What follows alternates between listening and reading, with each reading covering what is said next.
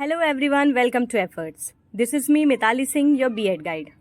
अभी रिसेंटली मैंने बीएड के बारे में एक न्यूज़ शेयर की है आपसे, जो कि बहुत ज़्यादा इंपॉर्टेंट है। बिल्कुल शॉर्ट में मैंने सारी चीज़ें एक्सप्लेन की हैं, तो अगर आपने वो वीडियो अभी तक नहीं देखा है उसे जाके ज़रूर देख लीजिए चैनल पे। नहीं तो उसकी लिंक मैं आपको डिस्क्रिप्शन बॉक्स में दे रही हूँ। बीएड सीबीसीएस इन्फॉर्मेशन नाम की प्लेलिस्ट के अंदर है वो। तो जैसा कि आप सब जानते हैं, एफर्ट्स पे आपको बीएड का सारा कंटेंट इंग्लिश और हिंदी दोनों लैंग्वेजेस में चैप्टर वाइज मिलता है, जिसमें कि मैं आपको सारे टॉपिक्स थॉरली एक्सप्लेन भी करती हूँ। तो जो लोग चैनल पे पहली बार आए हैं, वीडियो को एंड तक ज़रूर देखिए। अगर आपको ये वीडियो हेल्पफुल लगता है तो चैनल को सब्सक्राइब ज़रूर करिएगा। और वीडियो स्टार्ट करने से पहले मैं आपको सीटेट का रिमाइंडर भी दे दूँ कि 25 मार्च 2024 यानी होली के दिन से मैं सीटेट का बिल्कुल फ्री बैच लेके आ रही हूँ, जिसमें कि मैं आपको सीटेट 2025 के लिए तैयारी कराऊंगी।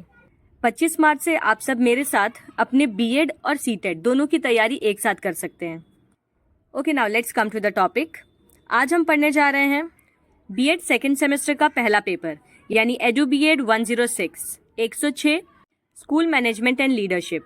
हिंदी में इसको कहते हैं स्कूल प्रबंधन और नेतृत्व। Till now we have completed unit 1 and unit 2 as well, and today we are going to start unit 3। तो यूनिट 3 देखने से पहले आप लोग यूनिट 1 और 2 ज़रूर देख लीजिएगा। उसका लिंक आपको मैं डिस्क्रिप्शन बॉक्स में दे रही हूँ। बीएड सेकेंड सेमेस्टर नाम की प्लेलिस्ट है, जिसमें कि आपको बीएड सेकेंड सेमेस्टर के सारे वीडियोस मिल जाएंगे सीक्वेंस वाइज। यूनिट 3 है machinery of educational administration in India, Bharat में शैक्षिक प्रशासन की मशीनरी। यहाँ पे मशीनरी से मतलब है स्ट्रक्चर। आइए देखते हैं इस यूनिट में कौन कौन से टॉपिक्स हैं। पहला है central administrative machinery of education and its role, यानी शिक्षा की केंद्रीय प्रशासनिक मशीनरी और उसकी भूमिका। फिर है state administrative machinery of education and its role. उसके बाद local educational administrative structure and its function. देखिए, स्ट्रक्चर और मशीनरी दोनों का मतलब एक ही है। और फिर है functions of UGC, NCERT, NUEPA, NCTE, SIEMAT और डीआईईटी। ये सारे टॉपिक्स खुद में ही बहुत ज़्यादा बड़े हैं, तो इसलिए हम इस यूनिट को 2 पार्ट्स में पढ़ेंगे। आज हम पढ़ने जा रहे हैं यूनिट 3 का पार्ट 1, जिसमें कि हम ये सब टॉपिक्स कवर करेंगे। Central administrative machinery of education and its role, फिर state administrative machinery of education and its role, और उसके बाद local educational administrative structure and its functions. और बाकी के बचे हुए टॉपिक्स को हम नेक्स्ट वीडियो में पढ़ेंगे, यानी कि पार्ट 2 में। तो चलिए बिना और समय बर्बाद किए वीडियो को स्टार्ट करते हैं।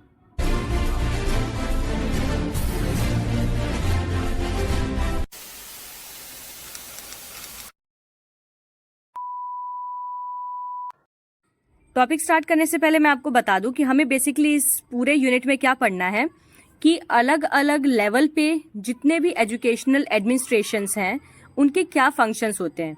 मतलब केंद्रीय स्तर पे अगर आप देखें, राज्य स्तर पर देखें या स्थानीय स्तर पर देखें, तो किस तरह से एजुकेशनल बॉडीज काम करती हैं। हमें उन सब के स्ट्रक्चर को समझना है और साथ ही उनके क्या रोल्स या फंक्शंस हैं उनको समझना है। तो हमारा पहला टॉपिक है educational administration at the central level, यानी केंद्रीय स्तर पर शैक्षिक प्रशासन। India became independent in 1947 AD. After independence, the Department of Education established at the center in 1945 was converted into the Ministry of Education. जैसा कि मैं आपको हमेशा बताती हूँ, अपने आंसर को कभी भी डायरेक्टली स्टार्ट मत करिए।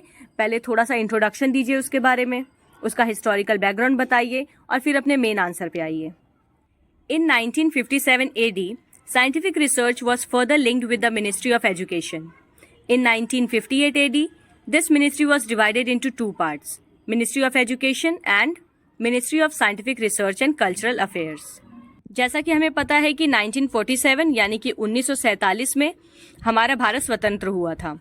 आज़ादी के बाद जो 1945 में केंद्र में स्थापित शिक्षा विभाग था, उसको शिक्षा मंत्रालय में बदल दिया गया। मतलब 1945 में जो डिपार्टमेंट ऑफ एजुकेशन इस्टेब्लिश किया गया था, उसको 1947 यानी कि इंडिपेंडेंस के बाद मिनिस्ट्री ऑफ एजुकेशन में कन्वर्ट कर दिया गया।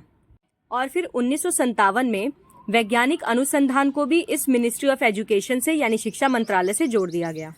और उसके ठीक 1 साल बाद यानी 1958 में इस मंत्रालय को 2 भागों में विभाजित किया गया, शिक्षा मंत्रालय और वैज्ञानिक अनुसंधान एवं सांस्कृतिक मामलों का मंत्रालय। In 1963 AD, these 2 ministries were combined, which were divided into 2 parts, department of education and department of science. फिर 1963 में क्या हुआ कि अलग अलग रखने की जगह इन दोनों मंत्रालय को आपस में जोड़ दिया गया और फिर इसके दो पार्ट्स बना दिए गए, मतलब एक ही डिपार्टमेंट लेकिन उसके दो हिस्से, जिसमें से एक था शिक्षा विभाग और दूसरा था विज्ञान विभाग। ये तो था हिस्टोरिकल बैकग्राउंड। अब हम सेंट्रल लेवल पे एजुकेशनल एडमिनिस्ट्रेशन का स्ट्रक्चर देखेंगे। जैसा कि अभी पिछले वीडियो में मैंने आपको एनसीटीई के नए नियम के बारे में बताया, तो ये सब फैसले किस तरह से लिए जाते हैं, कौन कौन सी बॉडीज हैं जो सेंट्रल लेवल पे काम करती हैं एजुकेशन के फील्ड में डिसीजंस लेने के लिए। So educational policy planning is under the overall charge of the central ministry of human resource development, which includes the Department of Elementary Education and Literacy and the Department of Secondary and Higher Education. The ministry is guided by the Central Advisory Board of Education यानी CABE। आपने अगर Radha Krishnan commission वाला video देखा हो तो उसमें भी मैंने आपको CABE के बारे में बताया था। केंद्रीय स्तर पर जितने भी शिक्षा के मामलों में नीतियां बनती हैं या जितने भी फैसले लिए जाते हैं, इसका अधिकार केंद्रीय मानव संसाधन विकास मंत्रालय को है। इंग्लिश में इसे कहते हैं ministry of human resource development और शॉर्ट में कहते हैं MHRD। MHRD के अंदर ही तीनों विभाग होते हैं। आपका वो प्राथमिक शिक्षा से रिलेटेड हो, चाहे माध्यमिक शिक्षा हो या उच्च शिक्षा का विभाग हो, ये सारे विभाग MHRD के कंट्रोल में ही आते हैं। और इस मंत्रालय को यानी MHRD को केंद्रीय शिक्षा सलाहकार बोर्ड यानी central advisory board of education CABE के द्वारा निर्देशित किया जाता है, जो कि राष्ट्रीय स्तर की सलाहकार संस्था है। CABE का काम होता है एजुकेशन से रिलेटेड एडवाइस देना और फिर उसी एडवाइस के बेसिस पे MHRD पॉलिसीज बनाती है और उनको नेशनल लेवल पे इम्प्लीमेंट करती है। The education ministers of all the different states are members of the board. सभी विभिन्न राज्यों के जितने भी शिक्षा मंत्री हैं वो सब इस बोर्ड के सदस्य होते हैं। किसके? CABE के, जो कि अपने अपने एजुकेशन डिपार्टमेंट को सेंट्रल लेवल पे रिप्रेजेंट करते हैं। The following autonomous organisations are related to the education department. अब ये सब कुछ ऐसी संस्थाएं हैं जो कि केंद्रीय स्तर पर शिक्षा विभाग से संबंधित हैं। नंबर 1 बहुत ही कॉमन है, जिसके बारे में हम सभी जानते हैं, जो कि है national council of educational research and training. इसका फुल फॉर्म आपको याद होना चाहिए, NCERT। हिंदी में इसे कहते हैं राष्ट्रीय शैक्षिक अनुसंधान और प्रशिक्षण परिषद। फिर है national institute of educational planning and administration NIEPA, राष्ट्रीय शैक्षिक योजना एवं प्रशासन संस्थान। उसके बाद यूनिवर्सिटी ग्रांट्स कमीशन UGC, विश्वविद्यालय अनुदान आयोग, all India council of technical education AICTE, Akhil Bharatiya तकनीकी शिक्षा परिषद। फिर है national council of teacher education NCTE, जिसने अभी अभी BEd के ऊपर फैसला लाया। केंद्रीय विद्यालय संगठन न्यू दिल्ली, नवोदय विद्यालय समिति, ये भी न्यू दिल्ली में। Central board of secondary education New Delhi में ये। और फिर national open school New Delhi. The following institutions are working for higher educational research. अब कुछ ऐसे स्पेसिफिक इंस्टीट्यूशंस भी हैं जिनका काम होता है हायर एजुकेशनल रिसर्च के फील्ड में पॉलिसीज बनाना, जैसे कि Indian institute of higher studies Shimla, Indian council of social science research New Delhi, Indian council of historical research New Delhi, Indian council of philosophical research New Delhi. Hindi medium वाले बच्चे भी साथ में नाम देखते चलिएगा। तो इसका स्ट्रक्चर या मशीनरी समझने के बाद अब हम जानते हैं कि एजुकेशनल एडमिनिस्ट्रेशन जो सेंट्रल लेवल पे है उसके क्या क्या फंक्शंस हैं। General functions and processes of educational administration include resource and programme, planning and policy making, provision and maintenance of funds and facilities, obtaining and development of personal improvement of instructional programs, student personal services, and maintenance of effective interrelationships with the community and external agencies. The main body which regulates educational administration in India at central level is MHRD with the help of its constituents and apex bodies. तो केंद्रीय स्तर पर शैक्षिक प्रशासन के सामान्य कार्यों और प्रक्रियाओं में शामिल हैं क्या क्या चीज़ें? संसाधन और कार्यक्रम, योजना और नीति निर्माण, धन और सुविधाओं का प्रावधान और रखरखाव, कर्मियों की प्राप्ति और विकास, शिक्षण कार्यक्रमों में सुधार, छात्र कार्मिक सेवाएं और समुदाय और बाहरी एजेंसियों के साथ प्रभावी अंत संदर्भों का रखरखाव।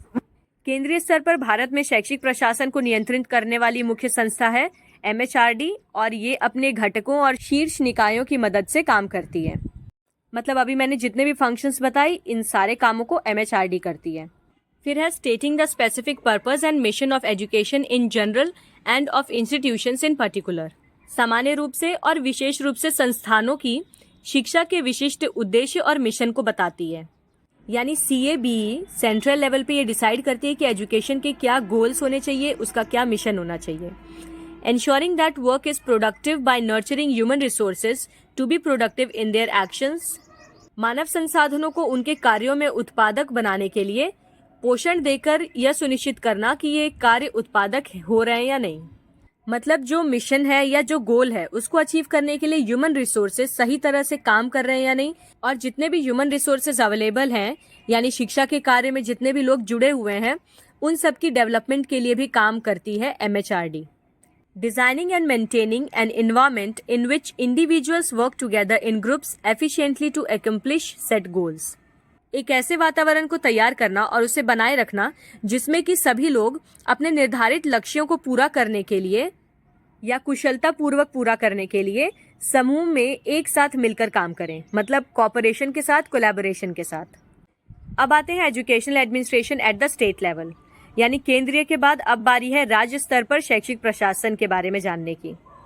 The governor is the constitutional head of the state. There is a council of ministers in every state to advise it in administrative matters. The chief minister is the chairman of the council of ministers. Among the ministers of the council of ministers, one is the education minister. The education minister is responsible for policies and matters related to education. In many states, there are one or two deputy ministers to assist the education minister. किसी भी राज्य का संवैधानिक प्रमुख होता है उसका राज्यपाल। हर राज्य में प्रशासनिक मामलों पे सलाह देने के लिए मंत्री परिषद होती है, जिस मंत्री परिषद का अध्यक्ष होता है मुख्यमंत्री, यानी जो स्टेट का CM होगा वही उस काउंसिल ऑफ मिनिस्टर्स का हेड होगा। और उसी मंत्री परिषद में से एक होता है शिक्षा मंत्री। शिक्षा मंत्री शिक्षा से संबंधित नीतियों और मामलों के लिए जिम्मेदार है, यानी एक राज्य के लिए जितनी भी शिक्षा नीतियां बनेंगी उसके लिए शिक्षा मंत्री जिम्मेदार होगा। कई राज्यों में तो शिक्षा मंत्री की सहायता के लिए एक या दो उप मंत्री भी होते हैं।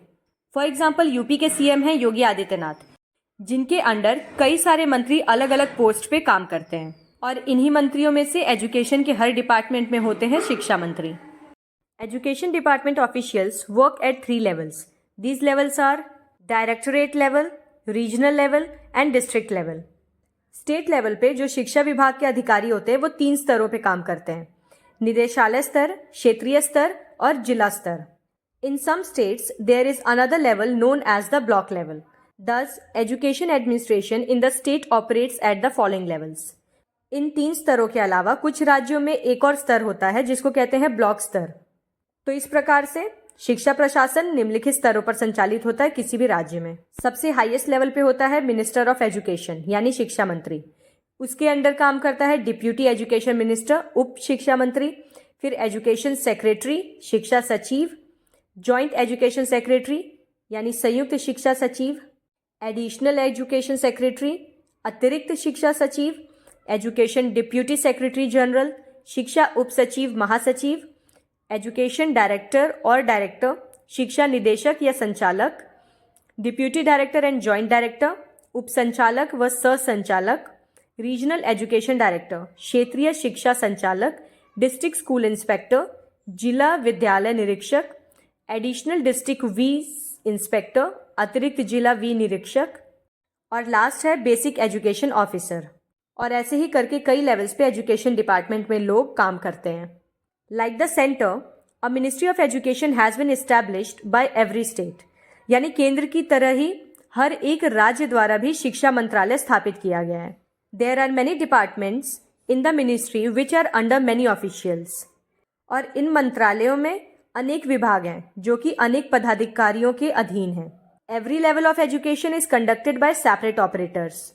और हर स्तर को अलग अलग संचालकों द्वारा संभाला जाता है। University affiliated colleges have been established for higher education. Secondary level institutions are under the control of secondary education.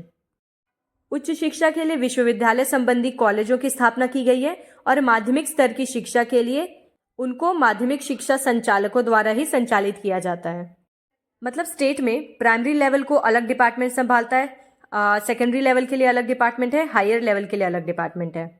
Primary education has been kept separate which has been placed under the basic education officer, यानी प्राथमिक शिक्षा को अलग रखा गया है जो कि बेसिक शिक्षा अधिकारी के अधीन है। मतलब वो लेवल्स में हमने जो लास्ट वाला लेवल पढ़ा था ना, बेसिक एजुकेशन ऑफिसर, वो इसको कंट्रोल करता है। An institution has been established in each state for reforms related to the training of primary level teachers, through which various suggestions related to development are provided from time to time. हर एक राज्य में जो primary level के teacher होते हैं उनकी training के लिए जो भी सुधार जरूरी हैं उसके लिए एक संस्थान स्थापित किया गया है जिसका काम होता है समय समय पर एजुकेशन डिपार्टमेंट को डेवलपमेंट से रिलेटेड सुझाव देना।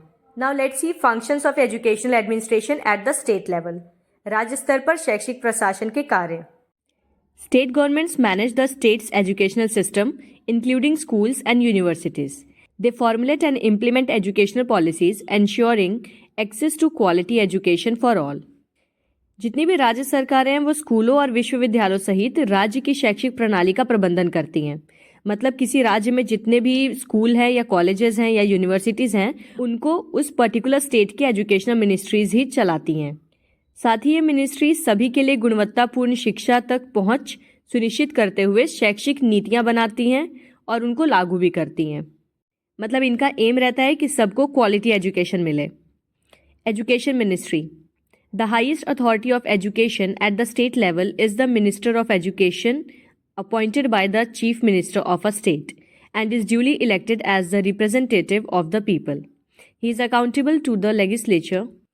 In some states, the Minister of Education is assisted by a Deputy Minister. The Minister of Education formulates the policies in consultation with the Cabinet. He is responsible for the implementation of the policies. He is assisted by Education Secretary and DPI, which means Director Public Instruction. Functions of Minister of Education are: तो किसी भी राज्य स्तर पे सबसे उच्च ओहदा होता है शिक्षा मंत्रालय का। राज्य स्तर पर शिक्षा का सर्वोच्च अधिकारी होता है शिक्षा मंत्री, जिसे उस राज्य के मुख्यमंत्री द्वारा नियुक्त किया जाता है और उसे लोगों के प्रतिनिधि के रूप में विविध चुना जाता है। शिक्षा मंत्री विधायिका के प्रति जवाबदेह होता है। इसका मतलब शिक्षा मंत्री जो भी फैसले लेगा या जो भी पॉलिसीज बनाएगा उसके लिए उसे लेजिस्लेचर में एक्सप्लेनेशन देना पड़ेगा। कुछ राज्यों में शिक्षा मंत्री की सहायता के लिए उप मंत्री भी होते हैं और शिक्षा मंत्री कैबिनेट के परामर्श से नीतियां बनाते हैं और सारी पॉलिसीज को इम्प्लीमेंट करने के लिए शिक्षा मंत्री ही जिम्मेदार होता है।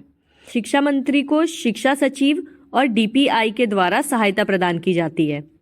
अब देखते हैं शिक्षा मंत्री के कार्य क्या क्या हैं। सबसे पहला है framing of policies, procedures, rules and regulations to determine the standard of education, यानी शिक्षा के मानक को निर्धारित करने के लिए नीतियों, प्रक्रियाओं और नियमों का निर्माण करना। Coordination of the education programme of the states in order to promote efficiency, यानी दक्षता को बढ़ाने के लिए राज्यों के शिक्षा कार्यक्रम का समन्वय। मतलब किसी भी स्टेट में जितने भी एजुकेशनल एक्टिविटीज हो रही हैं उन सब के बीच में कोऑर्डिनेशन बनाना। Inspection and evaluation to determine the efficiency of the operations, संचालन की दक्षता निर्धारित करने के लिए निरीक्षण और मूल्यांकन करना। मतलब जो भी पॉलिसीज इंप्लीमेंट की गई हैं उनको टाइमली इंस्पेक्ट करते रहना। To run schools established by the government, सरकार द्वारा स्थापित जितने भी विद्यालय हैं उनको चलाना। Promoting research activities related to the education programme, शिक्षा कार्यक्रम से संबंधित अनुसंधान गतिविधियों को बढ़ावा देना। एजुकेशन मिनिस्टर के बाद आता है secretary of education. The head of the secretariat of education is the educational secretary. He is usually assisted by one or more deputy secretaries. Education secretary is generally senior IAS officer. He frames the policies related to education and passes order on behalf of the government. All the government orders are issued on his name. शिक्षा सचिव, शिक्षा सचिवालय का प्रमुख होता है शिक्षा सचिव। उन्हें आमतौर पर एक या एक से अधिक उप सचिवों द्वारा सहायता प्रदान की जाती है। शिक्षा सचिव आमतौर पर वरिष्ठ IAS अधिकारी होता है। वह शिक्षा से संबंधित नीतियां बनाता है और सरकार की ओर से आदेश पारित करता है। जितने भी सरकारी आदेश हैं वो उसी के नाम पे जारी किए जाते हैं। इसके बाद आता है directorate of education. It is an executive body carrying out the policies of government. The director of education और director of public instruction is the highest officer of directorate of education. As the highest executive, He is responsible for the administration of education in the entire state. Assisted by the number of deputy and assistant directors, he performs the following functions. शिक्षा निदेशालय ये सरकार की नीतियों को लागू करने वाली एक कार्यकारी संस्था होती है। शिक्षा निदेशक या सार्वजनिक शिक्षा निदेशक शिक्षा निदेशालय का सर्वोच्च अधिकारी होता है और वह पूरे राज्य में शिक्षा के प्रशासन के लिए जिम्मेदार होता है। उप और सहायक निदेशकों की सहायता से वह निम्नलिखित कार्य करता है। देखिए, आप लोग लेवल्स को समझने की कोशिश करिए। सबसे पहले जो एजुकेशन मिनिस्टर है स्टेट का, वो क्या करता है, कैबिनेट के साथ मिलके कोई पॉलिसी बनाता है। अब उस पॉलिसी को स्टेट के एजुकेशन सेक्रेटरी यानी जो आईएएस ऑफिसर है उसके नाम पे पास किया जाएगा और फिर जो डायरेक्टरेट ऑफ एजुकेशन होगा उसकी रिस्पॉन्सिबिलिटी रहेगी कि हर स्तर पे उस पॉलिसी को इम्प्लीमेंट कराना। देखिए क्या क्या काम करता है directorate of education. To present proposals of policy to the education secretary and to executive if approved by the education minister. यदि शिक्षा मंत्री द्वारा कोई भी नीति या नियम बनाया गया है तो उसके प्रस्ताव को शिक्षा सचिव और कार्यकारी को प्रस्तुत करना, मतलब जो आईएएस है और उसके अंडर जितने भी डेप्यूटीज काम कर रहे हैं उन तक पहुंचाना। Keep the government informed about the conditions and progress of all types of education and the people's need and requirements regarding education. इसका काम होता है कि उसके राज्य में शिक्षा की स्थितियों, उसकी प्रगति और शिक्षा से संबंधित लोगों की जितनी भी आवश्यकताएं हैं उनके बारे में सरकार को सूचित करना। To supervise, control, inspect and guide the educational institutions including private institutions in the state. राज्य में जितने भी शैक्षिक संस्थान हैं, चाहे वो गवर्नमेंट हो या प्राइवेट हो, मतलब निजी हो या फिर सरकारी हो, उनका पर्यवेक्षण करना, नियंत्रण, निरीक्षण और मार्गदर्शन करना। उसके बाद आता है circle education officer. Ordinarily, every state has been divided into regions, circles, or divisions from administrative point of view. The organization of education on regional and circle basis has been made in order to establish and coordinate the functioning of district education authorities belonging to particular region or circle and for efficient disposal of the official business. इससे निचले स्तर पर आता है मंडल शिक्षा अधिकारी। प्रत्येक राज्य को प्रशासनिक दृष्टि से क्षेत्रों, मंडलों और प्रभागों में विभाजित किया गया है, मतलब कह लीजिए छोटे छोटे क्षेत्रों में डिवाइड कर दिया गया है और हर एक क्षेत्र की रिस्पॉन्सिबिलिटी एक अलग मंडल शिक्षा अधिकारी को दे दी जाती है, जिनका काम रहता है अपने अपने क्षेत्र में चलने वाले सभी शैक्षिक प्रशासनों का इंस्पेक्शन करना और उसकी डिटेल्स गवर्नमेंट तक पहुंचाना, मतलब अपनी हायर अथॉरिटी तक पहुंचाना। सीईओ के भी कुछ फंक्शंस देख लीजिए। To supervise the work done by the district education officer, to give annual increments to the authorities and the workers, to inspect and supervise the functions of heads of institutions, to hear the cases of master cadre, lecturer cadre persons and give judgments regarding their cases, to execute the work assigned to him by the Directorate of Education. इसका काम होता है कि जिला शिक्षा अधिकारी ने जितने भी काम किए हैं उन सब का पर्यवेक्षण करना और अधिकारियों एवं कर्मचारियों को वार्षिक वेतन वृद्धि देना, मतलब उनकी सैलरी में जो इंक्रीमेंट्स आती हैं वो सीईओ ही करता है। और साथ ही जो संस्था के प्रमुख होते हैं यानी कि प्रिंसिपल, हेड या डायरेक्टर, उनके कार्यों का निरीक्षण एवं पर्यवेक्षण करना। मास्टर कैडर, लेक्चरर कैडर के व्यक्तियों के मामलों की सुनवाई करना और उनके मामलों के संबंध में निर्णय देना, मतलब किसी इंस्टीट्यूशन के टीचिंग स्टाफ के ऊपर किसी भी तरह की कार्रवाई हो रही है तो उसके ऊपर जजमेंट यही देते हैं। और लास्ट है शिक्षा निदेशालय द्वारा उन्हें सौंपे गए कार्य को निष्पादित करना। उनको डायरेक्टरेट ऑफ एजुकेशन ने जो भी काम सौंपा है उसको पूरा करना। अब है इसमें district education officer. The success और failure of the programmes concerning secondary and elementary education depends upon the activities at the district level. किसी भी प्राइमरी या माध्यमिक, मतलब प्राइमरी या सेकेंडरी एजुकेशन से रिलेटेड जितने भी प्रोग्राम्स हैं, जितने कार्यक्रम हैं, उनकी सफलता या फिर विफलता जिला स्तर पर हो रही गतिविधियों पर निर्भर करती है। मतलब किसी भी स्टेट की प्राइमरी या सेकेंडरी एजुकेशन डिपेंड करती है उसके डिस्ट्रिक्ट लेवल पे हो रहे काम पे। The highest level officer of the education at district level is the district education officer और डिस्ट्रिक्ट इंस्पेक्टर ऑफ स्कूल्स। तो अगर हम जिला स्तर पर देखें तो शिक्षा का सर्वोच्च स्तर अधिकारी होता है जिला शिक्षक अधिकारी, या फिर उसे जिला विद्यालय निरीक्षक भी कहा जाता है। There are 2 DEOs in every district, one working as DEO secondary and the other DEO elementary. हर एक जिले में 2 DEO होते हैं जैसे गोरखपुर का डिस्ट्रिक्ट है, इसमें 2 डीईओ होंगे। देवरिया डिस्ट्रिक्ट है, उसमें 2 डीईओ होंगे। एक होता है सेकेंडरी एजुकेशन सिस्टम को संभालने के लिए और दूसरा होता है प्राइमरी एजुकेशन सिस्टम को संभालने के लिए। अब देखते हैं important functions of DEO. To give recognition to schools in his district when the schools fulfil certain conditions. यानी जब किसी भी जिले में स्कूल मान्यता प्राप्त करने के लिए सारी शर्तें पूरी कर लेते हैं तो उन्हें रिकॉग्निशन यानी मान्यता देने का काम डीईओ का होता है। To issue grants to the aided schools, सहायता प्राप्त विद्यालयों को अनुदान जारी करना, मतलब जो भी स्कूल रिकॉग्नाइज्ड हो चुके हैं उनको फंड्स प्रोवाइड करना। To organise district level sports competition, जिला स्तरीय खेल प्रतियोगिताएं आयोजित करना। To supervise the functioning of school, विद्यालय के कामकाज की निगरानी करना। और to carry out annual inspection of the schools, उसके जिला में आने वाले सभी स्कूलों का वार्षिक निरीक्षण करना, मतलब हर साल इंस्पेक्शन के लिए जाना। अब नेक्स्ट है educational administration at the local level, स्थानीय स्तर पर शैक्षिक प्रशासन।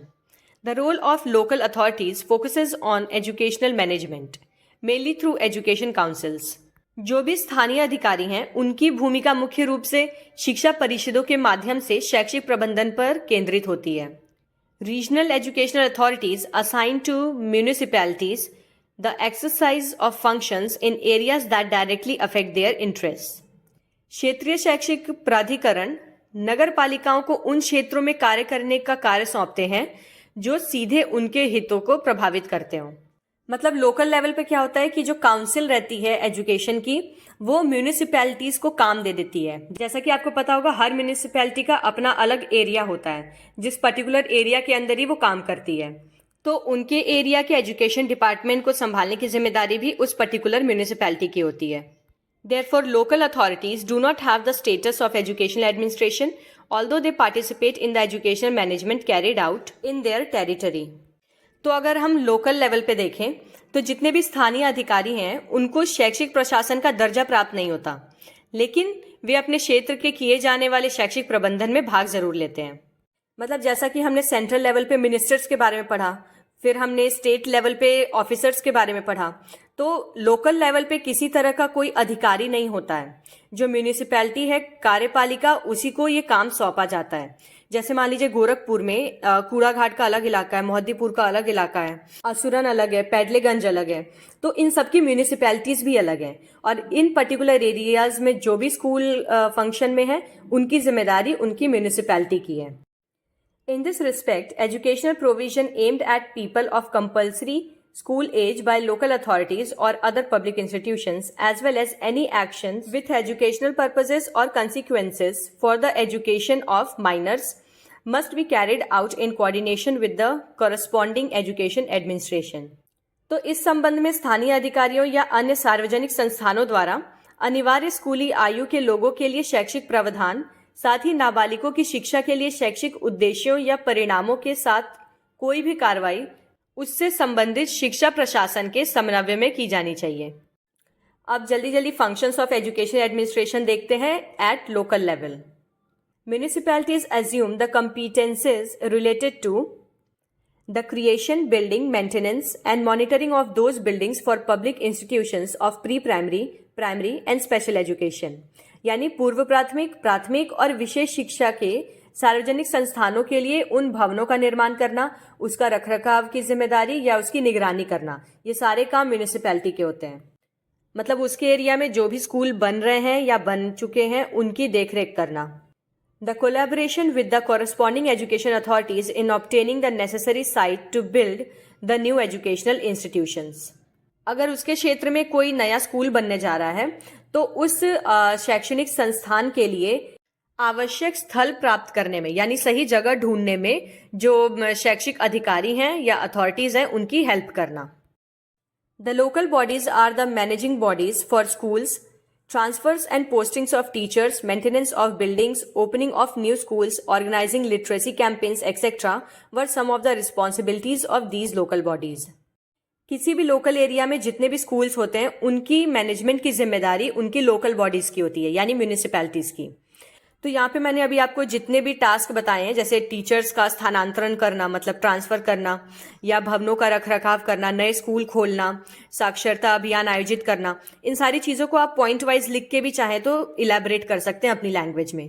मतलब एक एक पॉइंट लिख के उसको एक्सप्लेन कर दीजिएगा, तो इससे आपका पेज भी जल्दी भर जाएगा। Local governments in the communities closest to the students provide local control. छात्रों के निकटतम समुदायों में स्थानीय सरकारें स्थानीय नियंत्रण प्रदान करती हैं। They provide school programmes to meet the needs of students in their communities. उनके क्षेत्र में या समुदाय में जितने भी छात्र हैं उनकी ज़रूरतों को पूरा करने के लिए स्कूल कार्यक्रम प्रदान किया जाता है। School officials work under the oversight of educational agencies. They must execute these initiatives and be accountable for the outcomes. तो जो स्कूल अधिकारी होते हैं वो एजेंसियों की देखरेख में काम करते हैं। लोकल बॉडीज जितने भी काम कर रहे हैं अपने क्षेत्र में, उसके लिए उन्हें जवाबदेह होना पड़ता है अधिकारियों को। So that is it. I hope कि आपको टॉपिक अच्छे से समझ आया होगा। सो प्लीज़ चैनल को सब्सक्राइब कर दीजिए और इससे अपने दोस्तों के साथ भी शेयर करिए। And yes, don't forget to give your feedback in the comment section, because आपके कमेंट्स बहुत ज़्यादा मोटिवेट करते हैं मुझे। तो मिलते हैं अब अगले वीडियो में। Till then take care and bye bye.